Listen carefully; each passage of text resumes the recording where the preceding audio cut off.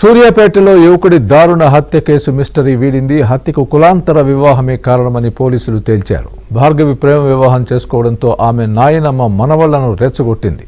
దీంతో కృష్ణ హత్యకు నవీన్ పక్కా ప్లాన్ వేసి స్నేహితులతో కలిసి హతమార్చినట్లు పోలీసులు తేల్చారు.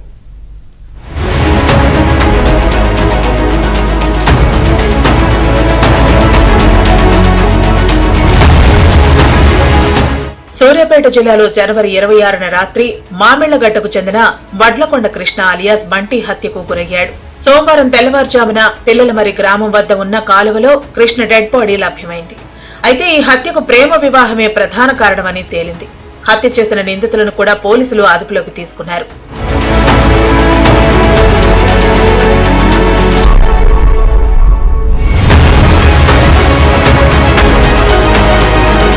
సూర్యాపేటకు చెందిన కృష్ణ అలియాస్ బంటి పిల్లలమరికి చెందిన భార్గవిని ప్రేమించాడు. ఈ క్రమంలోనే 6 నెలల క్రితం వీరు వివాహం చేసుకున్నారు. వీరి ప్రేమను అమ్మాయి తరపు వాళ్లు తీవ్రంగా వ్యతిరేకించారు. అయితే అమ్మాయి సోదరుడు నవీన్ తో కృష్ణకు ఎప్పటినుంచో స్నేహం కూడా ఉంది.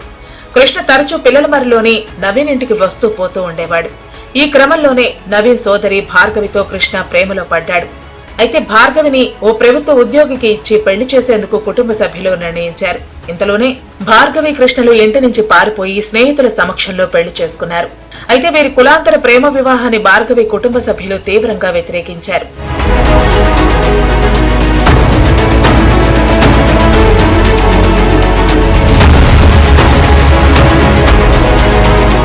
ఇదిలా ఉంటే స్నేహితుడిగా వచ్చిన తన సోదరిని ప్రేమ పేరుతో పెళ్లి చేసుకోవడాన్ని నవీన్ జీర్ణించుకోలేక కృష్ణపై రగిలిపోయాడు. దీనికి తోడు భార్గవి ఇంట్లో ఆధిపత్యాన్ని చలాయించే నాయనమ్మ బుచ్చమ్మ కూడా నవీన్ ను మరింత రెచ్చగొట్టింది. కృష్ణ అలియాస్ మాలబంటిని హత్య చేసేందుకు 2 నెలల క్రితమే పథకం వేశాడు నవీన్. తాళగడ్డకు చెందిన మహేష్ తో పాటు నల్గొండకు చెందిన యువకుడి సాయాన్ని నవీన్ తీసుకున్నాడు. ఈ ప్లాన్ లో భాగంగానే కృష్ణతో మహేష్ స్నేహం చేస్తున్నట్లు నటించాడు. కృష్ణను హత్య చేసే పథకాన్ని జనవరి 19న అమలు చేయాలని చూసినా అది సాధ్యం కాలేదు. చివరికి జనవరి 27న రాత్రి కాపు కాసి హతమార్చారు.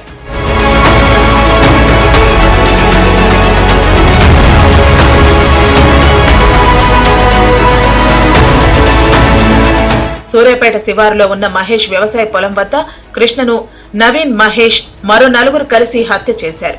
ఆ తర్వాత కృష్ణ మృతదేహాన్ని ఎక్కడ పడవేయాలో తెలియక కారు డిక్కీలో వేసుకుని రాత్రి వేళ 8 గంటల పాటు 6 నిందితులు తిరిగారు. అనంతరం మృతదేహాన్ని కారులో తీసుకెళ్లి సూర్యాపేటలోని బంధువుల ఇంటి వద్ద ఉన్న బుచ్చమ్మకు చూపించి సంతృప్తి పరిచారు. అనంతరం నల్గొండలో ఉన్న మరో మిత్రుడికి డెడ్ బాడీని చూపించారు. ఆ తర్వాత కృష్ణ మృతదేహాన్ని నల్గొండ పరిసరాల్లోనే వదిలేయాలని భావించినా అది సాధ్యం కాక తిరిగి సూర్యాపేటకు తీసుకొచ్చారు. చివరికి పిల్లలమరి సమీపంలోని మూసి కాల్వకట్టపై మృతదేహాన్ని వదిలేసి నిందితులందరూ పరారయ్యారని పోలీసులు తెలిపారు. ఈ కేసులో భార్గవి నాయనమ్మ బుచ్చమ్మ, సోదరుడు నవీన్, మహేష్లతో పాటు మరో 4 నిందితులను అదుపులోకి తీసుకున్నామని జిల్లా ఎస్పీ సన్ప్రీత్ సింగ్ తెలిపారు. డిసీజ్ కి ఒక అమ్మాయి తోటి లవ్ మ్యారేజ్ అయింది. అది ఇంటర్ కాస్ట్ మ్యారేజ్. అది వాళ్ళు కొన్ని నెలల క్రితం అది మ్యారేజ్ చేసుకున్నారు.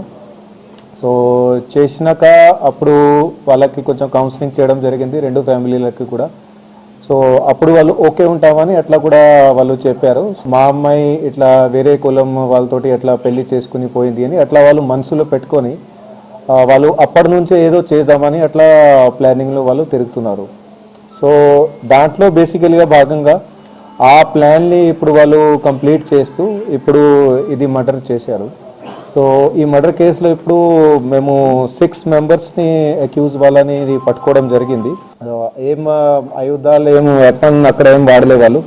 జస్ట్ అట్లా చేతులతోనే అతన్ని చంపడం, కొట్టడం అట్లా మొత్తం చేశారు. బాడీ మీద ఇంజరీస్ కూడా ఉన్నాయి. అది అంతా చేతులతోనే జరిగింది అది. సో ఇంకా కూడా వీళ్ళతో పాటుగా ఇంకా ఎవరైనా ఇన్వాల్వ్మెంట్ ఉండి ఎవరైతే ప్లానింగ్లో ఇన్వాల్వ్ ఉన్నారో, ఇంతకుముందు ఏమైనా వాళ్ళది చిన్నది ఏదైనా పాత్ర ఉన్నా కూడా అది కూడా టోటల్గా డీటెయిల్గా దర్యాప్తు ఇప్పుడు చేస్తున్నాము. వాళ్ళది ఎట్లాంటి కూడా రోల్ మాకు వస్తే ఇమీడియట్గా వాళ్ళని కూడా అరెస్ట్ చేయడం జరుగుతుంది.